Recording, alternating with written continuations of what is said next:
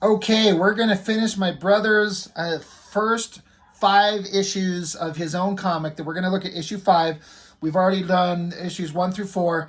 It's time to wrap up this crap. Had enough of his bullshit, and we're going to finish it, right? There's a lot of story to kind of go over if this is your first time looking at the videos of the Bliss series by my brother.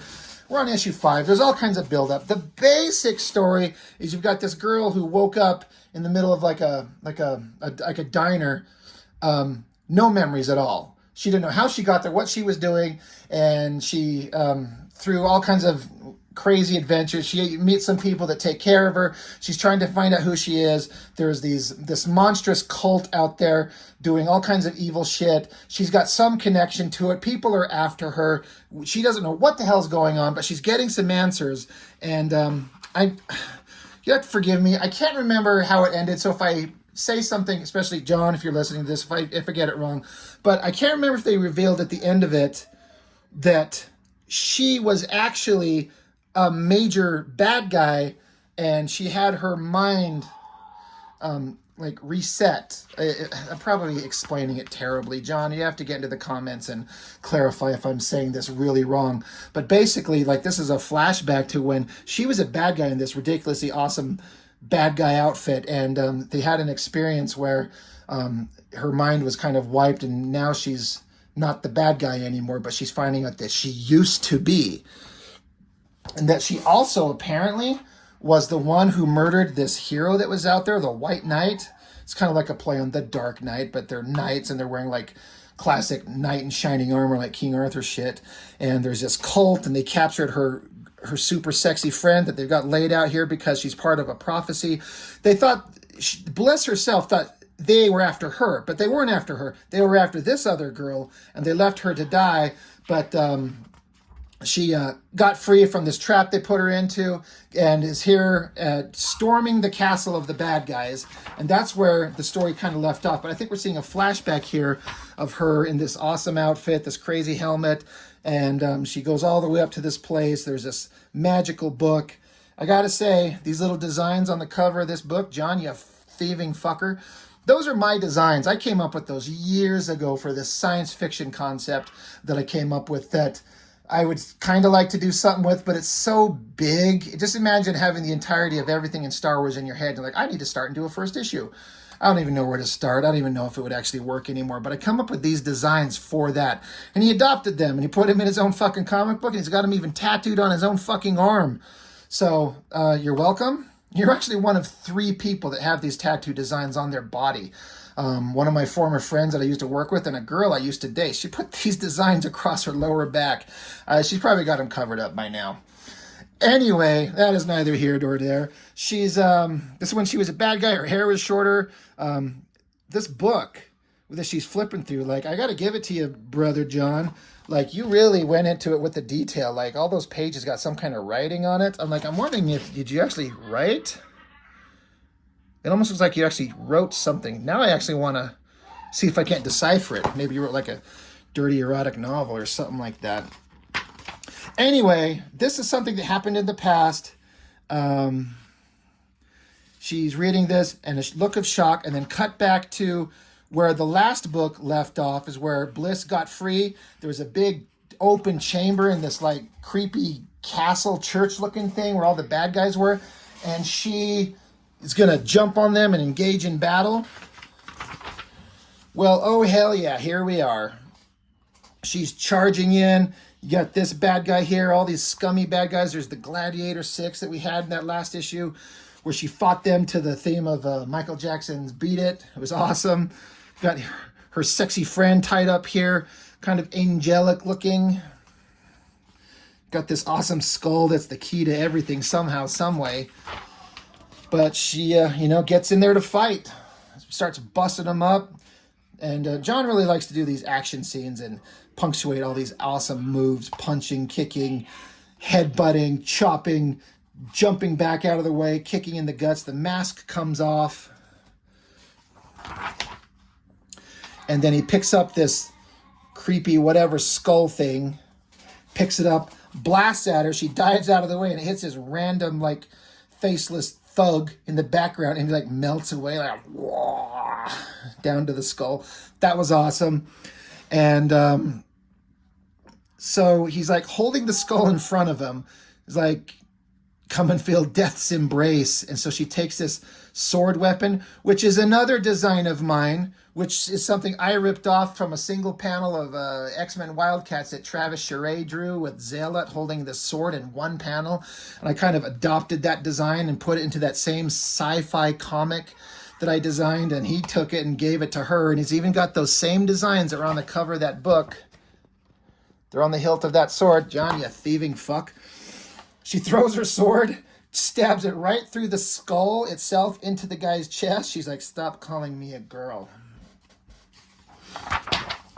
The skull thing itself, like, erupts in flash, explodes, and there's this, like, shock ring of energy, like, erupts from it. Like, it looks like energy blasting up, but then also out in, like, a circle. Blasts over everyone, breaks down the building, knocks over this thing of fire, so now the place is in flames. And there's this guy, Dwayne. He was, if you haven't read the previous series, you might be like, well, who the fuck is this guy? But this has all been set up in previous issues. This is a guy that has been one of her friends that found her when she had lost her memory. But then he betrayed her, found out he was part of this evil cult. But then we find out that he's under, like, mental control. It wasn't his choice. But he's like, oh, God, this place is coming down. Bliss, we got to get out of here. And this dude, he's like one of the main bad guys that Bliss fought in the first issues. He was out to kill her, and he's part of these bad guys. He comes up and stabs him right in the chest. Boom, she doesn't like that. Flying kick to the jaw. Calls him a bitch. You know, you son of a bitch. She should have just not said anything. She just should have said bitch. That would have been funny. So she goes up to Dwayne. He's got a big giant stab hole in his chest, and he's telling her, like, they had like some beginnings of romantic feelings. They made out once. He's a good guy. He helped her. He took care of her. And now he's dying. He's like, you're special. Go do cool things and just remember. And then he dies, and she holds him. So then the bad guy that's got the sword stuck in his chest, she comes up. I like the way it's the same scene. Her boot steps into way. Oh, look, I bitched about this, how Rob Liefeld couldn't draw fucking boots, but then I showed that Nomad comic with Samuel Clark Hawbaker, and how he can draw the fuck out of boots. Look, even my brother is better at drawing boots than fucking Liefeld. Fuck that guy. Fuck him. Anyway, and so he says some messed up shit, because she's kind of killed him twice, and I like how he's got her face shaded out and dark, like who she is, what the future holds for her. Who was she? Can she escape her past? It matters not. Death is coming for you. Our Lord will once again bring me back from the brink of death, and you will know our wrath. She grabs the sword out of him, rips it out of him, and then chops his fucking head off. She says, I see him bring you back from that. So, pretty violent, pretty awesome. Gets her sexy friend Angelica. She's strung up there. She's like, come on, gorgeous, wake up. Seriously, baby. Everyone keeps saying how powerful you are, and I could really use an angelic miracle right about now. And Angelica, she finally wakes up. She says, home. Flash of light. They disappear. Here's a big awesome splash page of this church thing burning down. All the guys are running out of it. Pretty awesome. And then, this is funny. Sorry. It says, what the, and it says F you, like she's going to say fuck. What the fuck? And then it ends here. Uck. That's funny to me. And it kind of punctuates the speed at which she was teleported. But she's not, Angelica's not there. She's like, wait, what? This isn't my apartment. She says it's a safe house, a place where you lived years ago. She's just hearing a voice. So Bliss is like, Angelica, where are you? And there's this little glowing, I don't know, you tell me what it is, a little glowing ball. It works. She's like, I'm here. I can't stay long. I must replenish my powers before I can appear in human form again. She's like, what are you? I'm a being from a time long past that has since been forgotten into legend. She's like, I don't understand. She's like, I know, it's fine, but there's a lot going on. But you're here for a reason. You chose to stray from execution to become protector of the world, and that was made by you and you alone. You made your own choice. So, and she's like, well, tell me what's going on. What about this? What about that? And she's like, I'm sorry, I can't stay. I can't, I have to, she can't stay in this realm. She has to leave and go basically replenish herself. So she doesn't have any time to speak, and she's gone. She says, remember to cut loose. She's like, cut loose. Big shot of the apartment that she lives in. There's a book here, BLISS, the collection of poems and quotes. And she goes up to this jukebox and she turns on Motley Crue's Home Sweet Home. And there's a couple interesting things here. If you've watched my other videos on the BLISS comic, John, my brother, has put in one song in every book to punctuate a scene, and he puts in the lyrics and little musical symbols, and so you can read along. So if you know the song, you kind of hear it in your head, you can see how it plays across in this scene. It's as good as you can get, I think, with music in a comic book. You don't get the opportunity for sound in a visual medium like this, but this is the best way you can do it, I think. I don't think there's a better way to do it. It's the song and he just plays the lyrics, and the lyrics typically fit the scene for a specific reason. So that's one thing that's awesome. The other thing is that she goes to this bookshelf, and for whatever fucking reason in the universe, she's got a bookshelf of VHS tapes. And I'm going to bring this up close. And I'm sure he told me, but I'm guessing that these are all movies that, you can tell that he spent the time to draw the edge of the VHS tapes as they were on those actual things. And I look at these, I'm like, I 100% recognize them all, especially as movies that we grew up with. He's got Muppets Take Manhattan, the Transformers animated movie, Big Trouble in Little China, Footloose, the first live-action Ninja Turtle movies, and then this is the Star Trek movie series. If you had them all side by side, all six, it formed a picture of the Enterprise, and that's just a picture of the saucer section and one of the warp drives, and even the Paramount logo. Like, John, how the fuck did you do this? You just drew this by hand, right? Because he doesn't do digital at this point. I fucking love this because if you know what you're looking at, the effort that went into that's nothing short of astounding. But anyway, Angelica told her to cut loose, so she grabs the Footloose cassette tape, kind of like a bookcase where there's like a little book you pull out and it opens up a secret chamber. Well, it's a video cassette shelf. Oh yeah, he's even got more up here. Willow, Aliens, Predator, Clue. I can't tell what this is. That's maybe Superman because of the symbol. Sorry, I'm really looking at these. I haven't actually tried to pay attention to some of these. Anyway, these are all movies we grew up with as kids, and they're all great. Some of the movies were really fucking good all the time, not just rarities like the crap they're shitting out these days, like Barbie, John. Just kidding. I just have no interest in going to see Barbie, and he went tonight, and I hope he enjoyed it. He said he did. I'll be going to see Oppenheimer. Anyway, but that Motley Crue song, I'm a dreamer, but my heart's of gold. I had to run away high so I wouldn't come home low.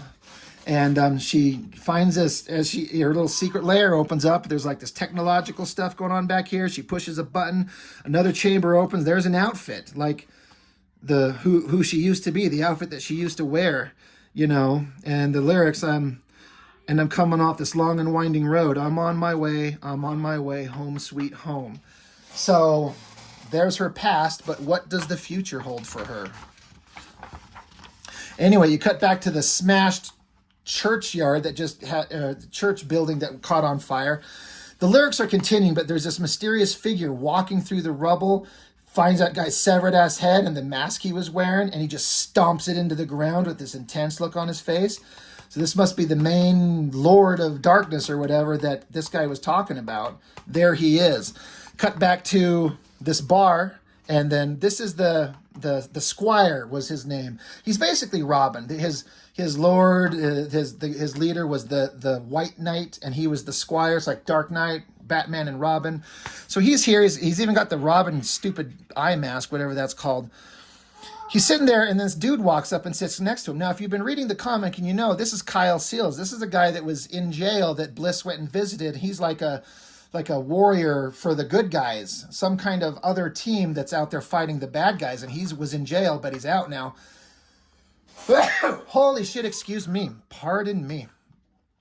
And he sits down. He's like, I did like a shot and one for my buddy here. He's like, thanks. Who are you? I'm like, just a loser, same as you.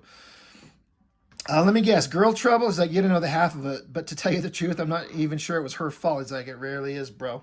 Anyway, he basically laments his past. He's like, my mentor, my father figure, he maybe he wasn't what I thought he was, and maybe I've been living a lie, and maybe I've got everything wrong. Maybe it's time I stop blaming others for my mistakes and take responsibility for my life. I need to remember who I was and become the man I want to be. But is it too late? Like, this Robin character, this Squire, is like, maybe all this shit that I've been doing that's been wrong, and I went down this dark path chasing after somebody, it wasn't their fault. Can I come back? Can I not be a bad guy? Can I be a good guy? He's like, I don't know. Is it too late? Can I make up for my mistakes as she did? Can I atone for my sins? But he did say over here, but is it too late? And so this guy, Kyle Seals, you see, he takes a shot. He turns his hat backwards. Who knows? But to answer your first question, points a gun at him. It's too late. The Guardian. He's like, Dragon Lord says hi, by the way.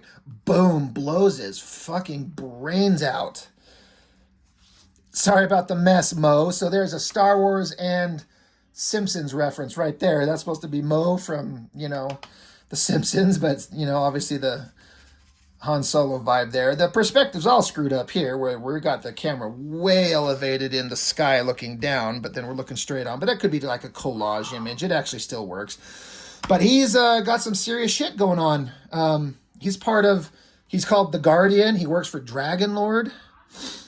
Okay. Meanwhile, cut back to a city shot, and you got the Guardians, or the Gladiator 6, saying, we should have killed that bitch when we had the chance, and blah, blah, blah. We got to regroup now that our leaders are gone. What are we going to do? But then one of the guys drops in there, poof, and they're like, who the fuck? Here's the girl standing in front of the moon, got her sword in hand. She's like, hey, guys, I've been looking for you for a long time. Ready for round 2? So this is her. This is Bliss. And then the lyrics continue. I'm on my way, home sweet home. I'm on my way, just set me free, home sweet home. And then she jumps down to take him out. Big, awesome splash page. She's kind of become the hero. I think that's a great splash page. I think he nailed it. Speaking of great artwork, this is a pinup that I did for him a couple years ago, because, this book is a couple years old. I was trying my absolute best to do the best I could do on his characters. And I look at this, I haven't seen this artwork in a long time. Not to kiss my own ass, but I feel like I did pretty good, relatively speaking. I tried to make her, because his main girl, like, she's a sexy babe. We all have, if you're doing comic books, superhero comic books, action adventure stories, and you got the lead as a hot girl, you got to make her look hot. So I tried to make her look as attractive as I could, and then I feel like I did pretty good, all things considered. Her long, flowing, dark hair.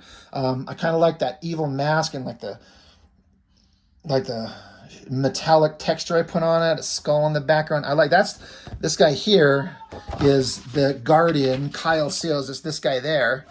And I kind of like the look I gave him. His long hair, his kind of scruffy beard. You got Angelica there, Dwayne, the Squire there. I even paid a guy to color this, and I don't know that he ever used that anywhere. But again, not trying to kiss my own ass, but I haven't seen this artwork for a long time, and I forgot about it until I got to here. I'm like, God, I kind of like that. It kind of worked. John, did I give you this original artwork? I couldn't imagine I kept it. Anyway, kissing my own ass too much.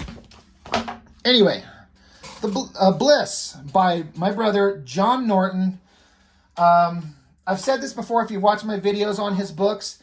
I've said the entire time, he's a better writer than me. I think he's just got a way of envisioning the story that's better than I have done. I feel like maybe I'm catching up in that I think the He-Man fan comic that I'm doing, as I see the long story that I'm getting through, and all the story points are coming together in ways that are even surprising me, and the characterization that I'm adding, I feel like it's working. I feel like I've gotten into a vibe that matches what I feel like my brother has done on his Bliss comics. I just felt like these things just read really well. It's a fun action adventure. It's sort of superhero-y, but not. It's sort of like a James Cameron action flick. It's got video game things. It's got pop culture references. It's got music. It's got a hot, sexy babe as a lead character. There's humor in them that has made me laugh out loud at least once in every issue.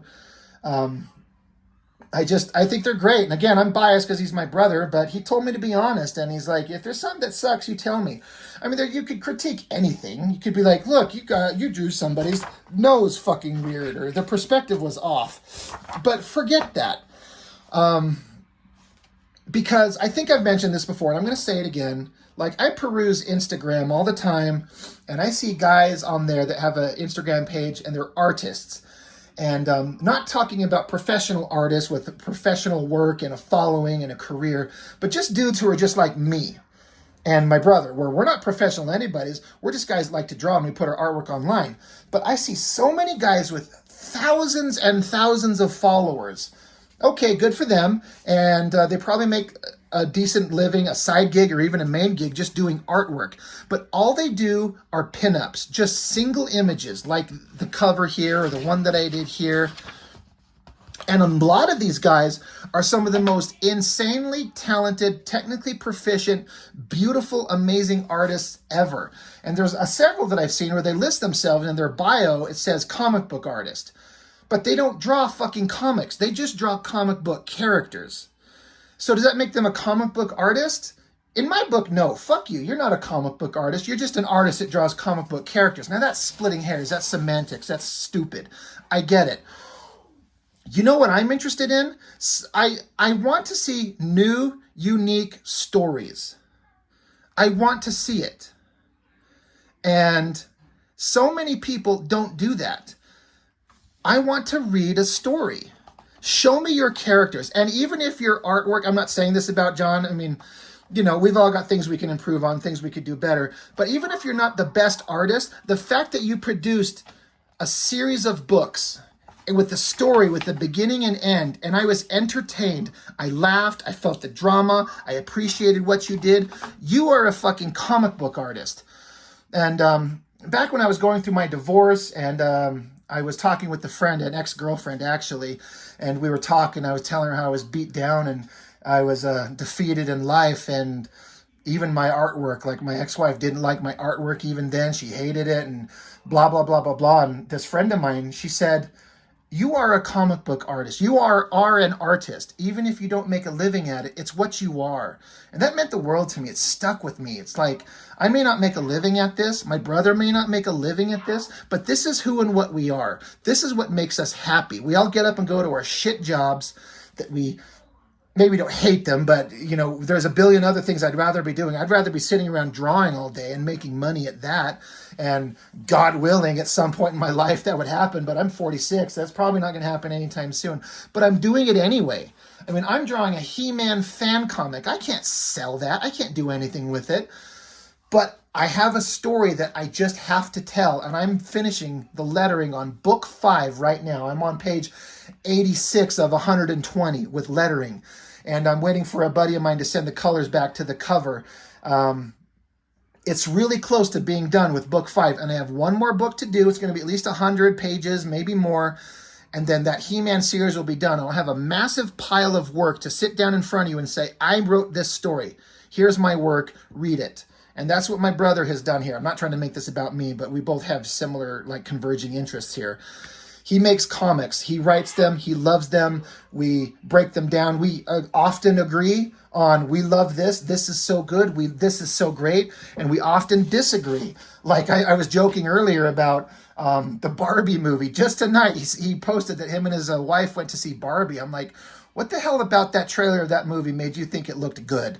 There's nothing about that looks interesting to me. I know I haven't seen it, so I can't objectively speak on it. So him and I disagree profoundly on that, because he said he saw it and he said he liked it. And some of the reviews I've read on it and listened to reviews on YouTube, I'm like, there's no fucking way. You will not pay me money. I didn't go see the newest Indiana Jones movie. And I love Indiana Jones. But that thing, everyone says it's terrible. And I didn't see Ant-Man. I didn't go see The Flash. I'm trying to think, what was the last? Guardians 3 was good. But anyway, the point is if I'm going to spend my hard-earned money on something that's really expensive to go see, like a movie, it's got to be damn good. And I'm not going to go see something that looks like it sucks to me. But, you know, I'm just kind of trailing off here into weird pop culture nonsense. But the point is that We like similar things. We dislike similar things. But my brother and I, we are both creators. We're not just guys who draw Wolverine standing there looking awesome. And there's a billion guys that can do that better than I ever will. But have you ever put together a comic book and told a story? There's very few of us that do that. There's a lot of us, but in the world of artists out there that you can find on social media, so many people just fucking do nothing except pinups. But I want to read a comic book. I want to read a story. I don't care what it is. Tell me a story. So I think of a few people in the world who do that. There's me. There's my brother here. There's my good friend Saul Haberfield. He's done his series Beyond the Void. I've done videos on that. Please go watch them. Please go buy his books. They deserve to sell. His work deserves recognition. I've got a friend, Jennifer Ball. She made an individual comic based on Boy Meets World because she loved the TV show. So she illustrated a book on that. That's amazing. My friend Brian Taylor, he's putting together his own book. He's done comic pages forever. He's the most incredible artist, and he should put together a book, and because I think it'll sell like crazy. My friend Richard McLean, he's got a book that I'm going to review here soon that he did a comic based on him and his friends being gamers, which is great. Like, that's something I've never seen. I don't know anything about gaming, but I want to read a story. Put together a collection of art and stories that we can look at and read. Like my brother here, this is issue 5. This is issue 6. I've already reviewed this one. Issue 6 of Bliss. Like I said, I've looked at this. I did the artwork on this one for my brother. There's a whole video on this breaking down who and what it is. But there's a run of stories to read. And that's what I want. And I'm just repeating myself. And you've probably tuned out and told me I should probably shut the fuck up anytime now. But I want to read new stories. Show me something. Don't just show me a beautiful drawing. Yeah, that's beautiful. That's great. You got a comic, you got a series, you got a story to tell? No. And then I'm less interested. But that's just me. Anyway, I'm just rambling. That's all I've got for now. Thank you for joining me. I'll see you next time.